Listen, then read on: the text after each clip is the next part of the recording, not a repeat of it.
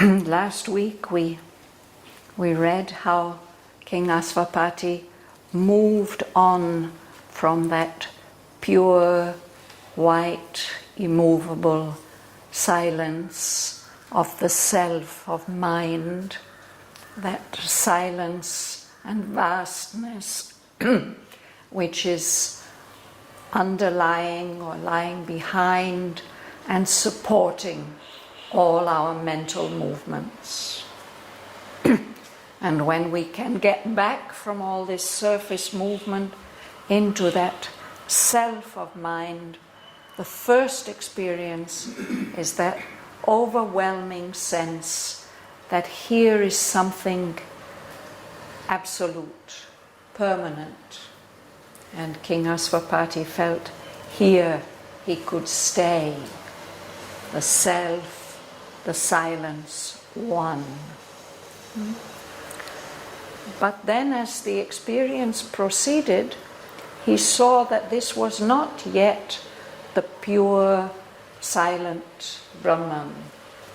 This is a limited state. Above it, there's some impenetrable sky, and below it, there are the depths of the inconscience, and there seems to be no way out in any direction. And that if one would be stuck there, in that state, then one would feel that existence is like a prison.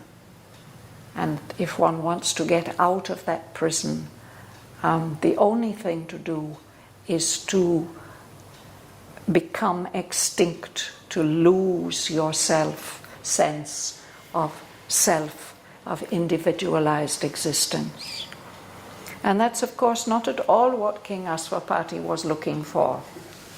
He was looking for some higher principle that would have the power to change the way that the world is, to bring a higher truth into operation here in the material world.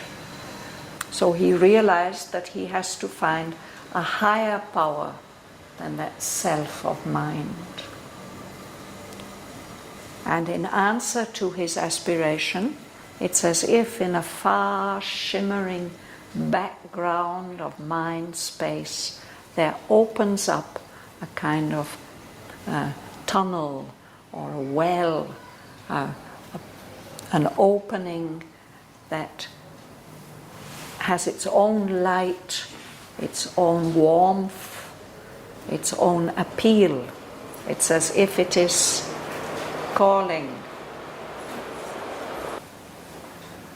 It's as if that beautiful glowing tunnel with its rosy light is an invitation to go into some warm, appealing depth, which is something very, very deep and yet close and intimate. So the last sentence that we read last time, I think, starts on line 24. As one drawn to his lost spiritual home feels now the closeness of a waiting love, into a passage dim and tremulous that clasped him in from day and night's pursuit, he travelled, led by a mysterious sound. And now Sri Aurobindo is going to describe to us that mysterious sound. A murmur multitudinous and lone. All sounds it was in turn, yet still the same. A hidden call to unforeseen delight in the summoning voice of one long known, well loved, but nameless to the unremembering mind. It led to rapture back the truant heart. The immortal cry ravished the captive ear. Then, lowering its imperious mystery, it sank to a whisper circling round the soul. It seemed the yearning of a lonely flute that roamed along the shores of memory and filled the eyes with tears of longing joy.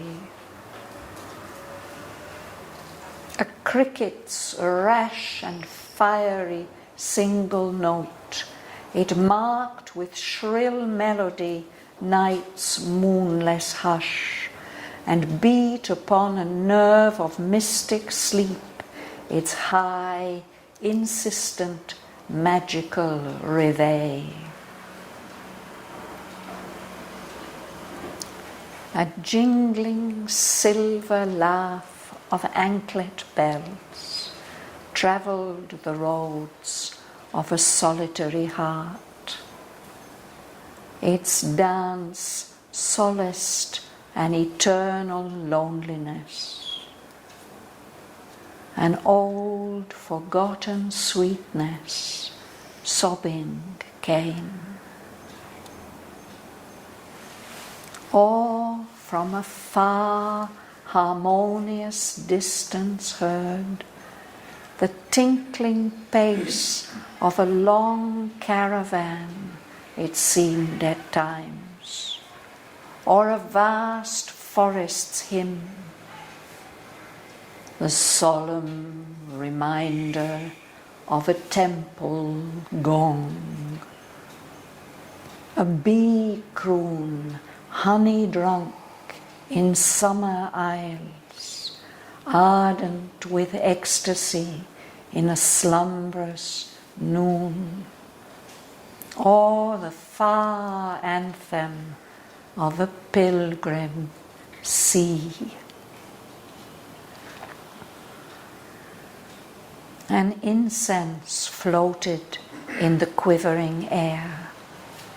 A mystic happiness trembled in the breast, as if the invisible beloved had come, assuming the sudden loveliness of a face, and close, glad hands could seize his fugitive feet, and the world change with the beauty of a smile.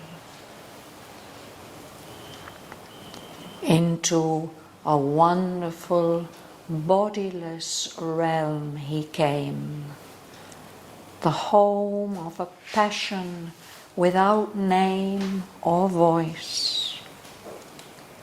A depth he felt, answering to every height.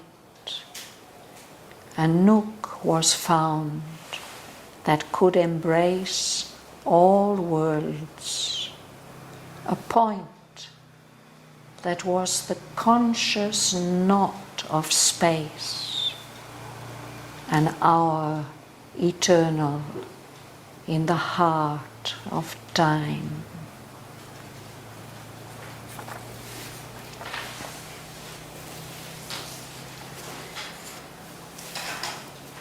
Who will start today? Marie, you will start. We started on line 29. A murmur multitudinous and lone, all songs, it was in turn, yet still the same.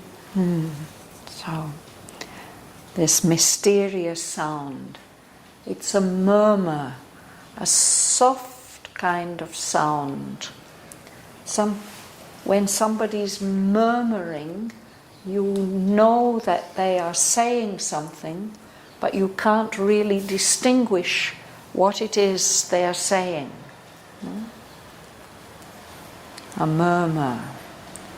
And this murmur house has many, many sounds in it. It's multitudinous. It's like perhaps a murmur of many voices, and yet somehow it's all alone. It was all sounds in turn, one after the other. It sounded like one thing and then became like another sound and another sound and another sound. And yet through all those multitudinous sounds, it was always the same sound, not something different. The same sound? The same sound, yeah. It expresses itself as many different things, in many different voices, and yet it's always the same. Hearing the many different voices, you feel and know that it's the same sound. Mystics have spoken about this sound. They've had the experience of it. I remember my dear teacher Amal Kiran telling me that whenever he could be very quiet within himself, he would hear this sound. And he said, it's like the mother rocking the universe in her arms and singing a lullaby. That was how he experienced it. But others have experienced particularly this aspect that Sri Aurobindo speaks about, that it's changeable and yet it's always somehow the same. But in inner chamber, when we long time ago, we 10 years, I don't remember. I go and I am very, very quiet, nothing. I don't expect anything, I don't want anything, and suddenly sound. But Lifting you up. yeah, Yeah. But incredible. Music maybe of singing, but not really, but incredible. So perhaps you've Not so long, but been lucky enough to catch incredible. an echo of that mysterious sound. Nargis. A hidden call to unforeseen delight. With the summoning voice of one long Lord, well loved, but nameless to the unremembering mind. It led to rapture like the truant heart. So this is one aspect of it. It's a call, an invitation, a hidden call. You don't know where it's coming from. To unforeseen delight, to something surprising, a kind of delight and joy that's completely unexpected. No? Somebody is inviting you to something quite unexpected. And this summoning voice, this voice which is calling us or calling you, it's a voice that seems very, very familiar.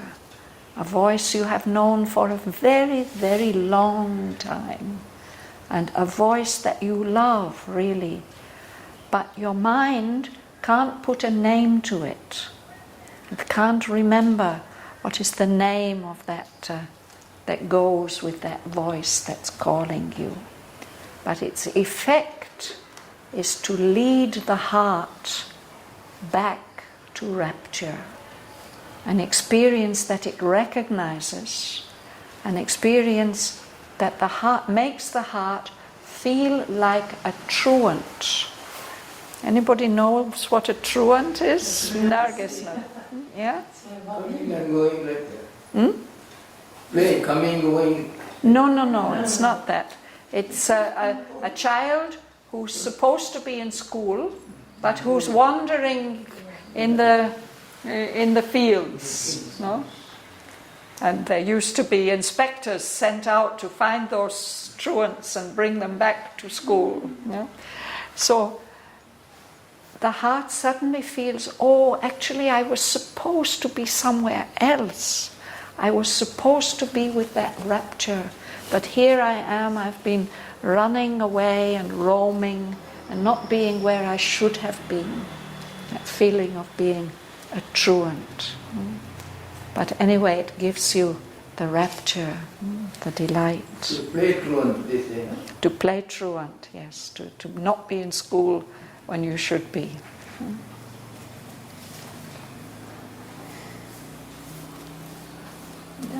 Yes. Yeah. I want to cry, ravish the captive ear, then lowering its imperious mystery, it sang to a whisper, circling round the soul. So it still sounds like a voice. It's an immortal cry, and it gives that sense of extreme delight, ravishment, that you can't tear yourself away from that, the sound of that wonderful voice. It holds the ear, the inner ear, captive. It won't let go. And then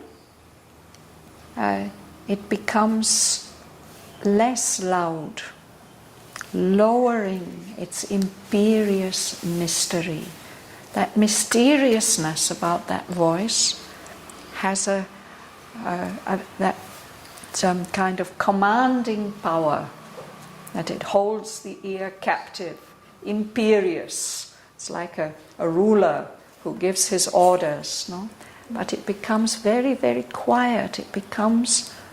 It's the same voice, but it becomes just like a whisper, and it's moving around, circling around the soul. And then it begins to sound like something else. Bhavan. It seems the journey of lonely feet that roamed along the shores of memory and filled the eyes with tears of longing and joy. So the sound of a flute, a lonely flute. You don't know who's playing that flute, but there it is, moving about. It's roaming along the shores, along the very edge of your memory. You can't quite remember what you know about that flute. And that flute seems to be yearning. It seems to be longing for something, to be wishing for something. And the effect of hearing that flute, that yearning, aspiring flute, it touches the heart so deeply that the tears come. Tears of longing joy. And then again it changes. Patricia. A cricket's rash and fiery singing, marked with shrill melody, night's moonless hush, and beat upon a nerve of mystic sleep, its high, insistent, magical rhythm. So you know the cricket in other countries they have the cicada, no? Here we sometimes have very, very loud crickets. They sing at night, and it's repeating the same note over and over again, and there's something very, very dynamic about that note, and he says it's fiery. It has that, it's full of energy, no?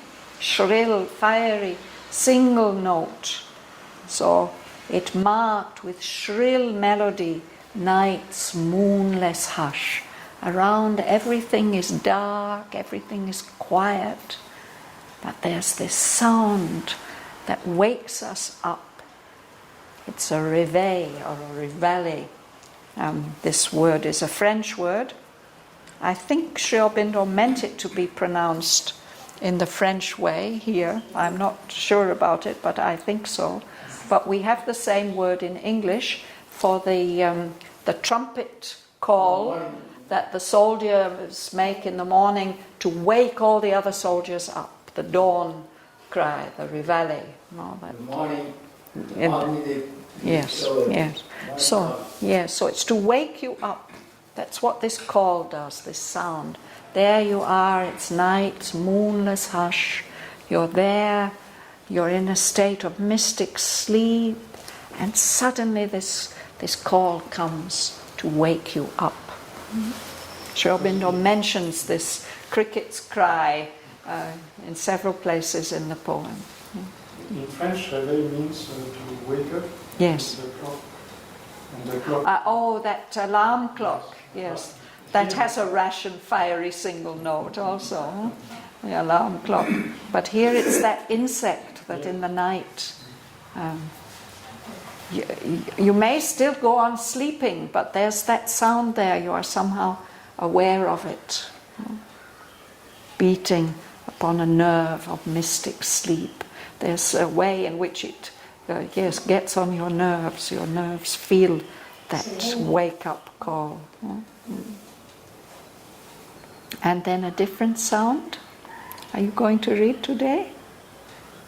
No? No? All right, Renan, read. Would you read? Yes. Yeah. I can make this noise, no? I can make this. Oh, yes, please. A jiggling. Jingling. The silver loss of anklet bells travels the roads of solitary paths. Its dance solace and internal loneliness. Yes. An old Robertson sweetness, so beating cable. Yes. So the sound that the silver anklet bells make, it's jingling, little bells. Jingling always are small bells, not louder ones. No? And these, they are silver bells. They're the silver bells that the girls wear around their ankles. Yes. And especially the dancer will wear them, no? So it goes with a dance. No? So he mentions here the dance. The sound of those bells, again it is moving. It is traveling the roads of a solitary heart. So the heart feels some loneliness. It's alone, but then comes this sound of the bells, which says that there's some very, very beautiful, graceful, wonderful person dancing within the heart. And that dance, the knowledge of that dance, solaced, comforted an eternal loneliness, as if there's something that has always been feeling lonely, longing for some completion. And the sound of those bells comforts, because what it has been longing for is there somewhere, is close somewhere. And along with it comes that old, forgotten sweetness. So again and again, there's a sense of memory. With this sound, it's reminding of something that's been forgotten, something that's been neglected, something that's been lost. It's coming back, it's coming close. And we had forgotten the delight, the joy of it, the sweetness of it. Now that comes back. Sobbing is usually what we do when we are very distressed, but it can also just be the expression of a deep emotion.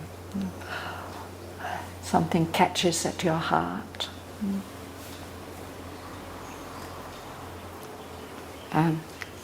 Ganga Lakshmi. For from afar harmonious distance heard, the tinkling pace of a long caravan. It seems at times or a vast forest in the solemn reminder of a temple. a big-grown honey drank in summer Isles.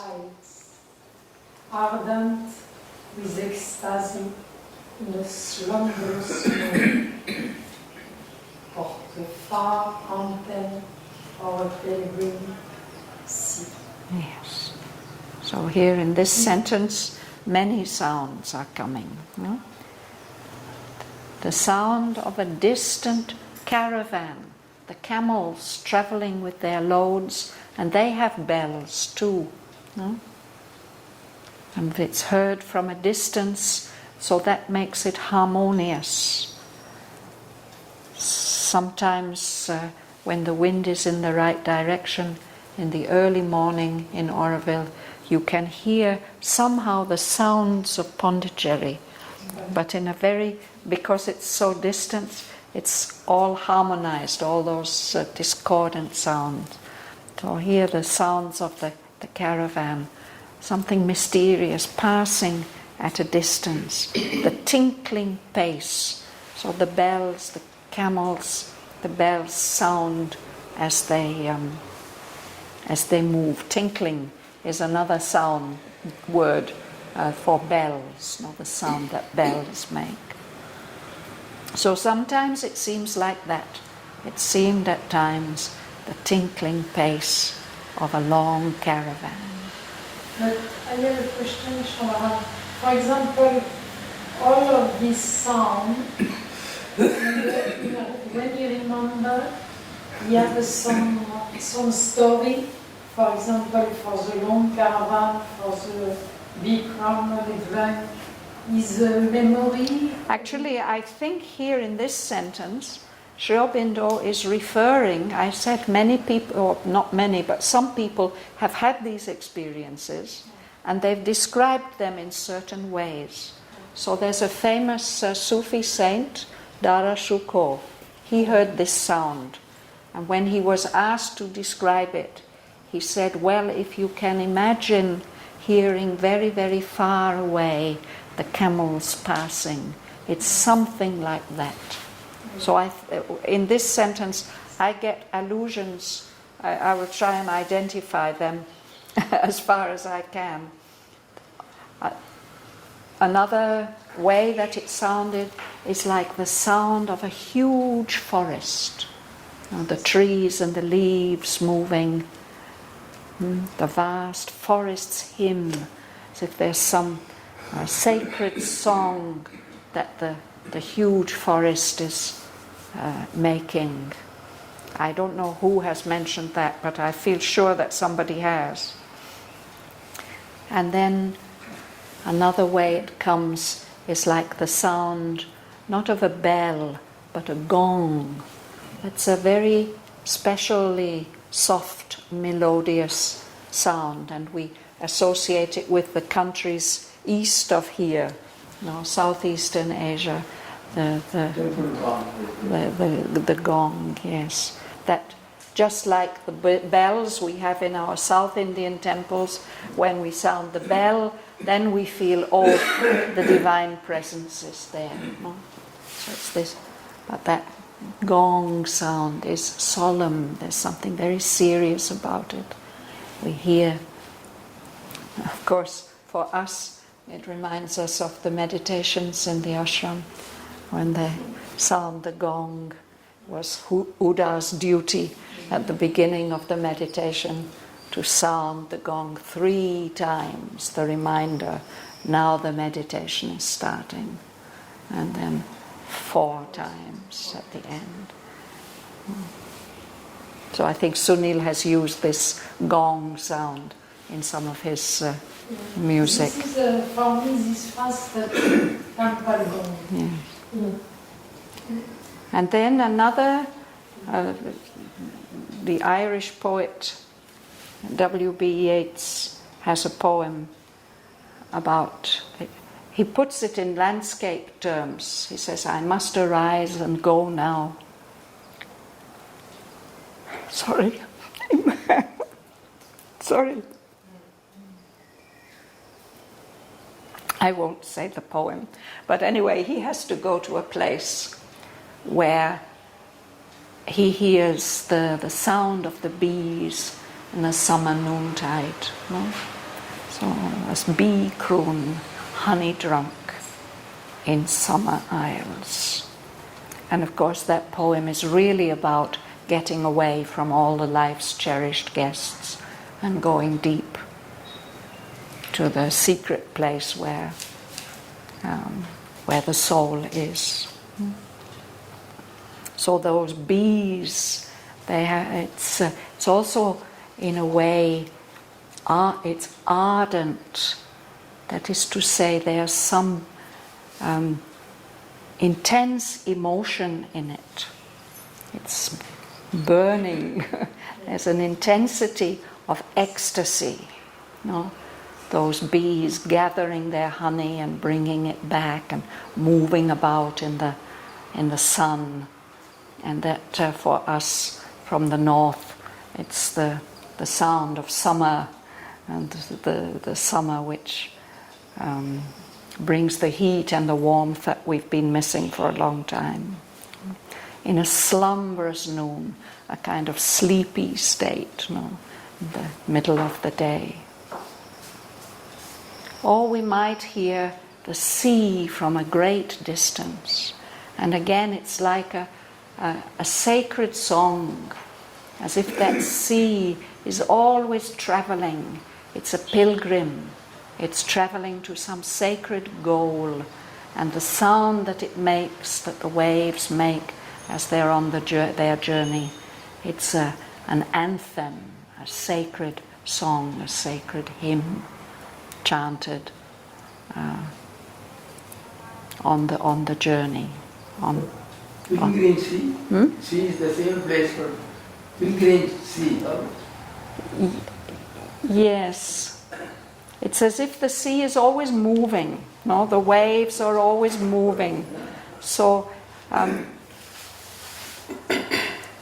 sometimes one might hear a band of pilgrims. In another place in the poem he mentions that the very highest levels of consciousness, it's as if one can hear the whole of evolution moving upwards like a band of pilgrims. And there he again gives the image of an ocean. That it's as if that whole upward movement, it's something vast and continuous. And it has this sacred sound about it.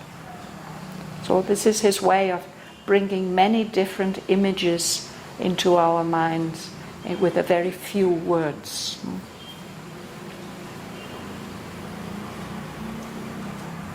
Will you read, please? Yes, yeah. An incense floated in the quivering air, a mystic happiness trembled in the breast, as if the invisible love had come, assuming the subtle loveliness of a face, and close glare hands it sees with fugitive feet, and the world change with the beauty of a smile. There we are. Yes, that's where we stopped. Oh, it's a poem. Yes, yeah. So there's not only a sound, there's also a fragrance, an incense. There are some fragrances that give us this sense of sacredness, no? And this mystic happiness is there in the heart. And it's as if the one that we love, the real beloved, the beloved who's behind all the beloveds, the invisible beloved, has come, and we can even almost see his face, assuming the sudden loveliness of a face. Not only a face, a form. He's come so close that maybe we can even catch hold of his feet, because he's always running away from us. This evokes Krishna, no? That he's always luring us, he's always running away. We want to, now at last we could maybe catch hold of his feet and see his smile, and that would change the whole world for us. It would have a transforming effect. the smile of the beloved.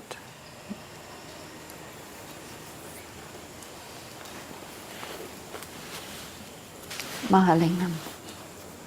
Into a wonderful bodiless realm he came, the home of a passion without name or voice. A depth he felt, answering to every height. A nook was found that could embrace all worlds. A point that was the conscious knot of space, an hour eternal in the heart of time. Yes. So following that mysterious sound, he comes into a realm, a country that doesn't have forms.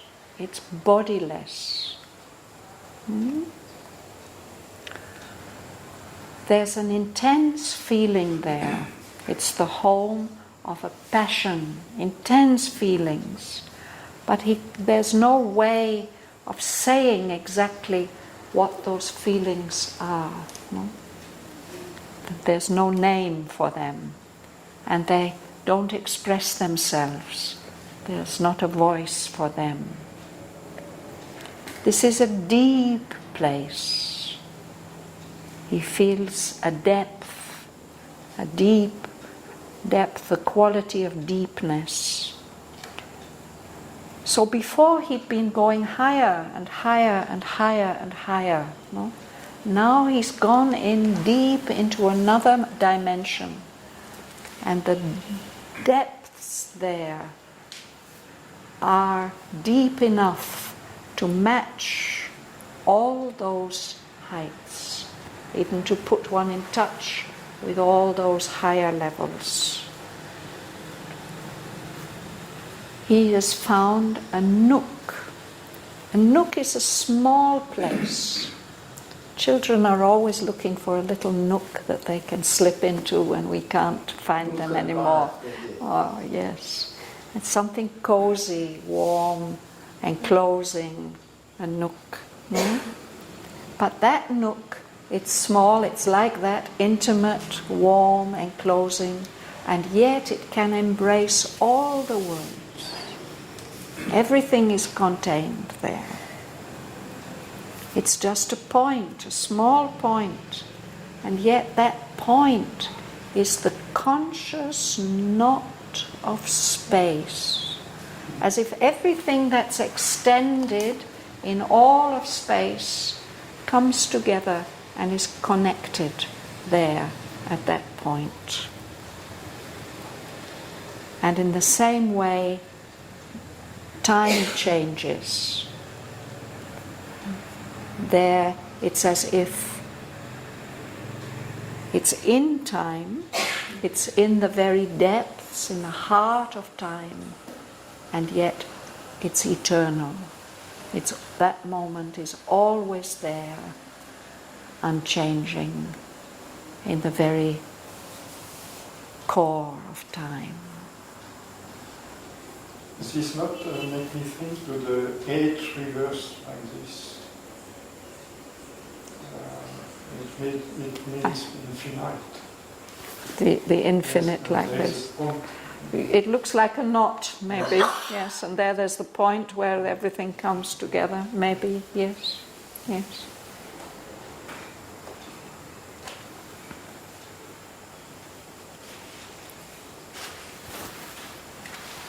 The lady at the back there, do you like to read? Do you want to read? Yes? The silent soul of all the world was there, being the presence and the power. A single person who was himself and all, and cherished nature's sweet and dangerous thought, transfigured into bliss, divine and pure. So the silent soul of all the world was there.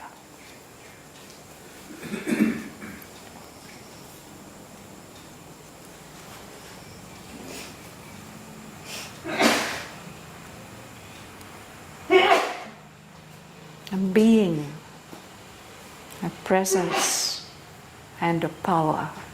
A person, a single person that he feels is himself. And at the same time, that person is everything. It's the soul of all the world. And this person, this being, this silent soul, cherishes nature. This is not like the self of mind, which seems to show everything as unreal, illusory, without value.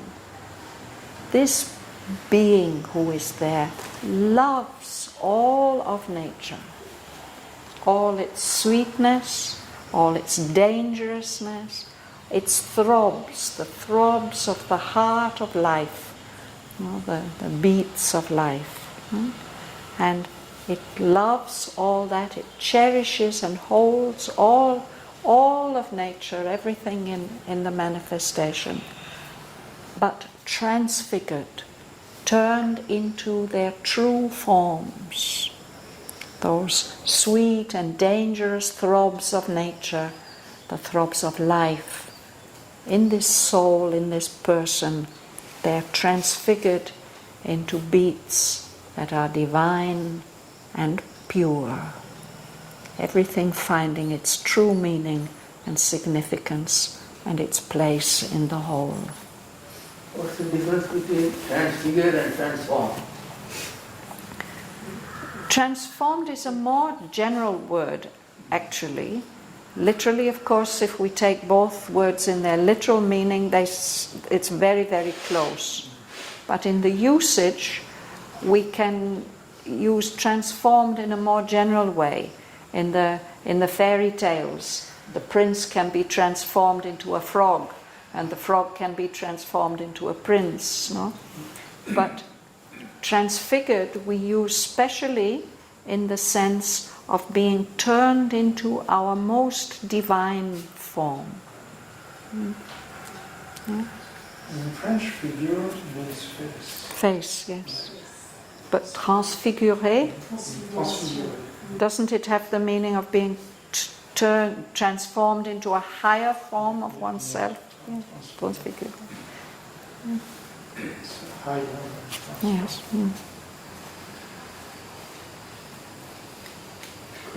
For transfiguration they use the word. Of course, in the Bible, there's a special incident in the New Testament where the disciples see Christ and two of his other disciples on the top of the mountain, transfigured, glowing like divine beings. No? And Sri Aurobindo has taken up this image and told us that finding our true selves, that's our transfiguration on the mountain, where we come to our highest, truest form. What are the characteristics of this person, this one? Linda, would you read, please?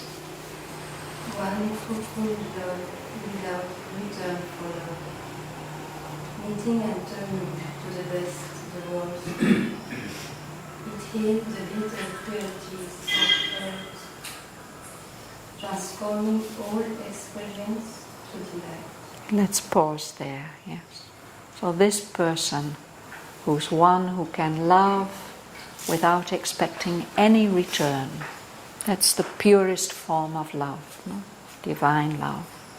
One who could love without return for love, and who could meet the worst, all the most dreadful forms that we have in nature, and turn them to the best. This is the power of the soul. It can meet and see all the worst things, or the things that seem to us the worst, and it can turn them round. That's why love is the real transfiguring, transforming power. No? That's it. And in a way, that's the theme of this whole poem. Yeah? But of course, that's that's only partially true of our partial human love, but this is the source of that love. So it has the power to heal the bitter cruelties of earth. There are so many terrible things happening in our world, all the bitter cruelties, and we wonder, how can the Lord allow it all like this?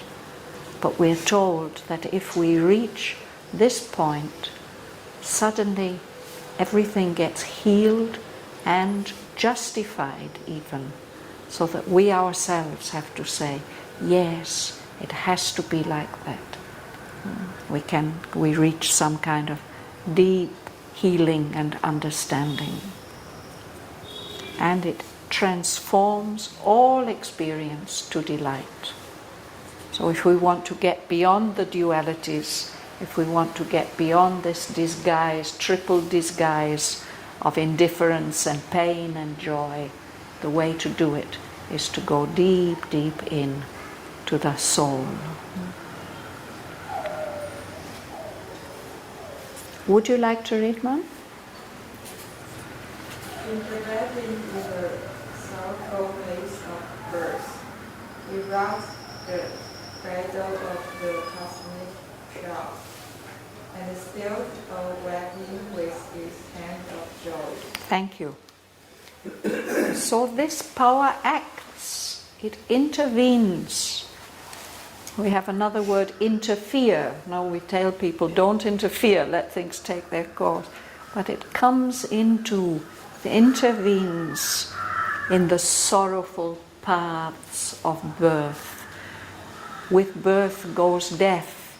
So the sorrowful paths of birth, the sorrowful paths of life and death on earth.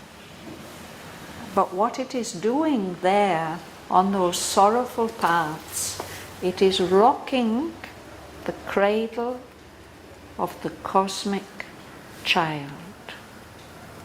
In these sorrowful paths and in this evolutionary movement of the whole universe, someone is growing up, the cosmic child, the divine in his child form, growing, developing. So it's the power of the soul that rocks the cradle of that growing child, that small baby who has to grow up and become the universal Godhead. No?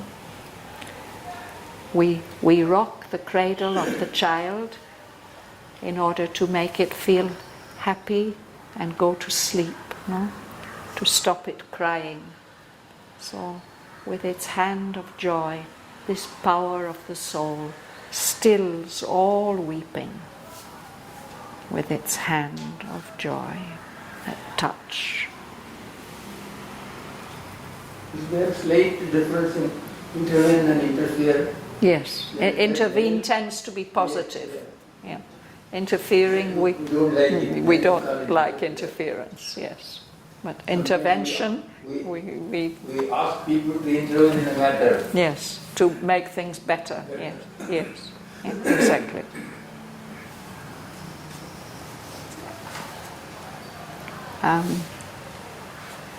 Eve.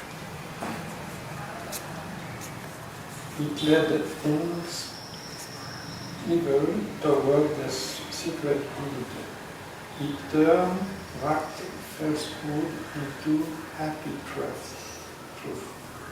Its power was to reveal divinity. Yes. So this is what the power of the soul does. Things that are evil. Evil means what? It means distorted, crooked, not in their true form. No? And often with evil goes a lot of obstinacy and rebellion and refusal to change. But that power of the true divine love has the capacity to lead things evil towards their secret good, the good that can come out of things that seem evil and terrible to us. turned racked falsehood into happy truth. So falsehood, again, it's something that's distorted and it's connected with suffering. Racked means tortured, actually. So falsehood is suffering. But the soul power can change that or lead that tortured falsehood into happy truth. Because its power is to reveal divinity, the divine presence, the divine power that's hidden in everything. Is rack something? Racking his mind. Racking your brains, yes, it was a terrible method of interrogation. They used to torture people, So if you're torturing your brain to try and get it to produce the answer.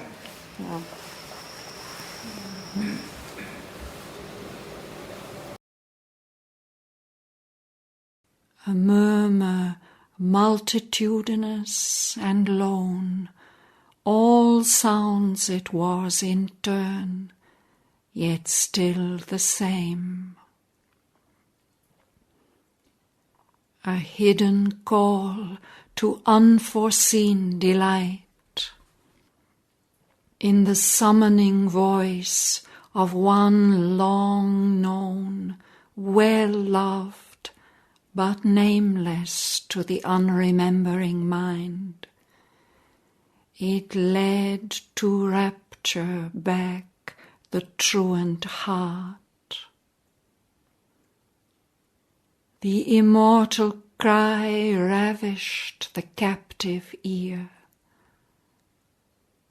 Then, lowering its imperious mystery, it sank to a whisper circling round the soul.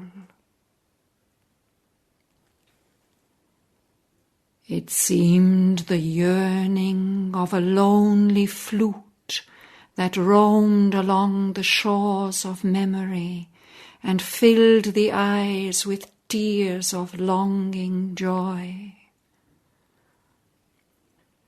A cricket's rash and fiery single note, it marked with shrill melody night's moonless hush, and beat upon a nerve of mystic sleep its high, insistent, magical reveille. A jingling silver laugh of anklet bells travelled the roads of a solitary heart. Its dance solaced an eternal loneliness, an old forgotten sweetness, sobbing came. Or from a far harmonious distance heard the tinkling pace of a long caravan, it seemed at times, or a vast forest's hymn, the solemn reminder of a temple gong, a bee croon honey-drunk in summer aisles, ardent with ecstasy in a slumberous noon, or the far anthem of a pilgrim sea. An incense floated in the quivering air. A mystic happiness trembled in the breast, as if the invisible beloved had come, assuming the sudden loveliness of a face, and close glad hands could seize his fugitive feet, and the world change with the beauty of a smile.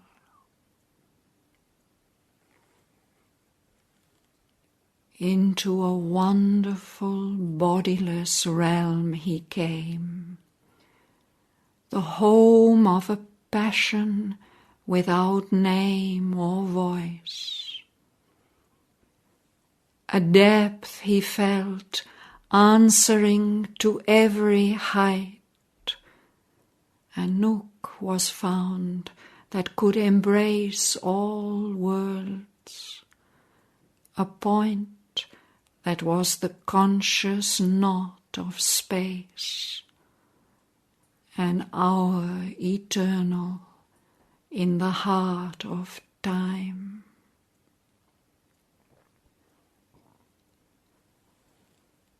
The silent soul of all the world was there. A being lived, a presence and a power, a single person who was himself and all, and cherished nature's sweet and dangerous throbs, transfigured into beats divine and pure. One who could love without return for love, meeting and turning to the best, the worst. It healed the bitter cruelties of earth, transforming all experience to delight.